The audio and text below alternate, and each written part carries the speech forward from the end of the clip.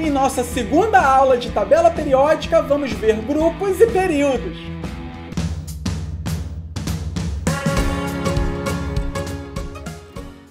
Olá pessoal, sejam bem-vindos ao nosso canal Fórmula de Soluções. Hoje nós vamos continuar o módulo de tabela periódica em nossa aula 2, sobre grupos e períodos.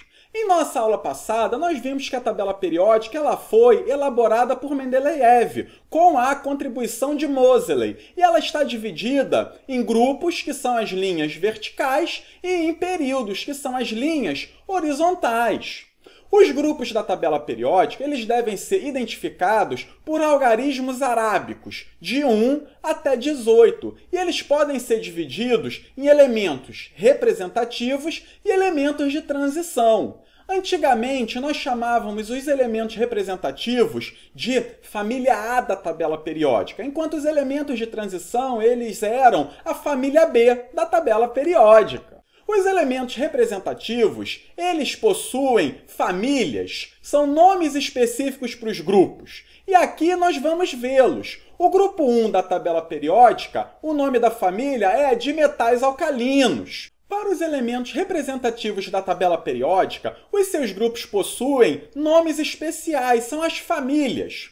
O grupo 1, por exemplo, ela é a família dos metais alcalinos. Grupo 2, metais alcalinos terrosos. Grupo 13, família do boro. 14, família do carbono. 15, família do nitrogênio. 16 é chamado de calcogênios. 17, halogênios. E 18 são os gases nobres. E uma característica especial que nós devemos saber de cada grupo ou família dos elementos representativos é qual o seu subnível mais energético, ou seja, na sua distribuição eletrônica, na distribuição dos elétrons, nas camadas eletrônicas, qual é o último elétron de cada elemento. Se for um elemento do grupo 1, sempre o subnível mais energético vai terminar em S1. Se for um elemento, por exemplo, do grupo 18, o subnível mais energético ele vai terminar em S2, P6, e assim sucessivamente para todos.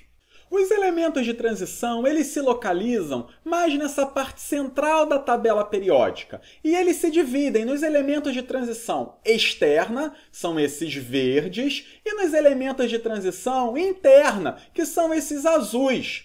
A diferença entre eles é que os elementos de transição externa eles têm elétron no subnível mais energético D, enquanto que os elementos de transição interna possuem elétron no subnível mais energético F. Cabe aqui ressaltar que essas duas séries de elementos químicos, elas pertencem à tabela periódica. A primeira dessas séries, ela começa pelo átomo de lantânio, e ela é chamada de série dos lantanídeos. Ela se localiza no grupo 3, aqui no quinto período da tabela periódica. Enquanto que a série de baixo começa pelo átomo de actínio, é chamada de série dos actinídeos, e ela está abaixo da série dos lantanídeos na tabela periódica, todos no grupo 3 da tabela. Vamos agora a um resumo das famílias que nós acabamos de conversar. Aqui, o grupo 1, nós temos os metais alcalinos, o grupo 2, metais alcalinos terrosos, do grupo 3 ao grupo 12, nós temos os elementos de transição, lembrando que aqui são os metais de transição externa, metais de transição interna são as séries dos lantanídeos e actinídeos. Temos, então, as famílias do boro, carbono, nitrogênio, calcogênios, halogênios e os gases nobres. Podemos também ver a divisão da tabela periódica pelo subnível mais energético da distribuição eletrônica de cada elemento químico, onde nós temos os elementos do bloco S, aqui eles estão de laranja, também tem aqui o hélio, temos o bloco P, aqui estão de amarelo, o bloco D, são esses de um laranja mais claro, e o bloco F, que está de verde.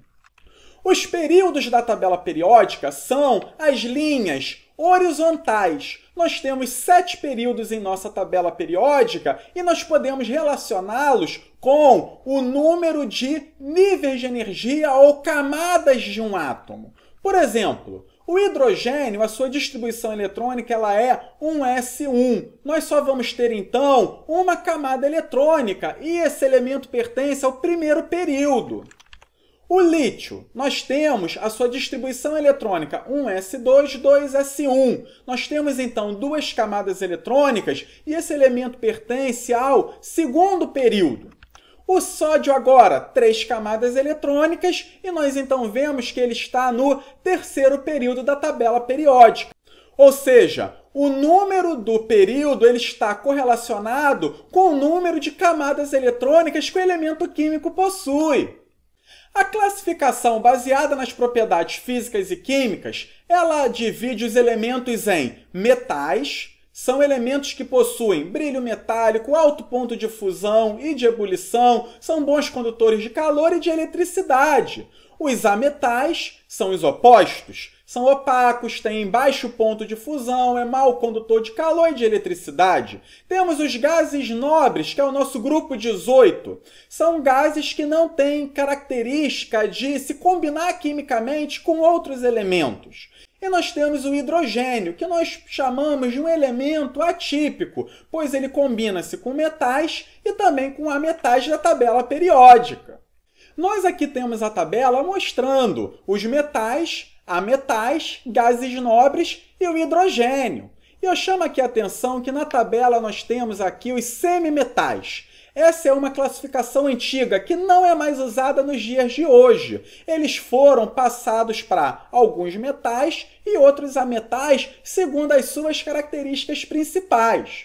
Nós aqui também chamamos a atenção que, a 25 graus Celsius, 2/3 dos elementos são sólidos, que somente bromo e mercúrio são líquidos, e que os elementos gasosos são os gases nobres, e eu aqui chamo a família dos gênios, que é composta por hidrogênio, nitrogênio, oxigênio, e os halogênios, flúor e cloro. Vamos agora fazer alguns exercícios. Número 1. Localize na tabela periódica, por meio do subnível mais energético, os seguintes elementos. Tempo para vocês!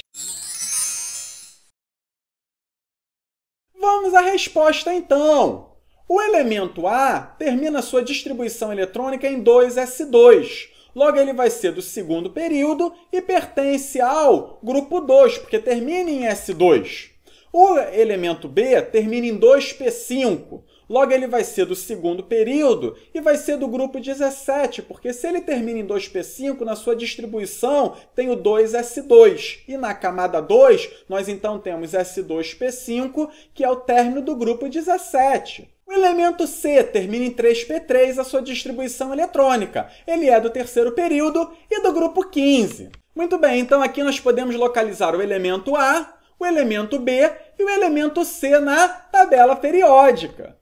E aí, pessoal, ficou alguma dúvida? Deixem suas sugestões e seus comentários. E lembre-se de curtir a nossa fanpage do Facebook, o nosso Instagram e de se inscrever em nosso canal do YouTube. Um grande abraço a todos, pessoal! Vamos às aulas!